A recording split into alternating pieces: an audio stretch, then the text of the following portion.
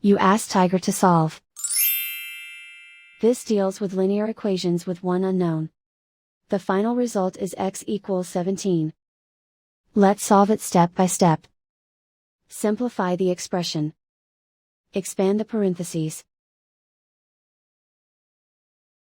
Simplify the arithmetic. Group all constants on the right side of the equation. Subtract 54 from both sides. Simplify the arithmetic.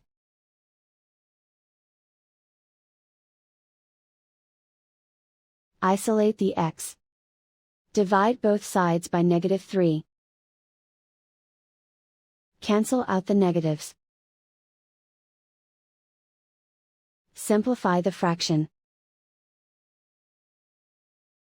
Cancel out the negatives. Find the greatest common factor of the numerator and denominator. Factor out and cancel the greatest common factor. And so the final result is x equals 17.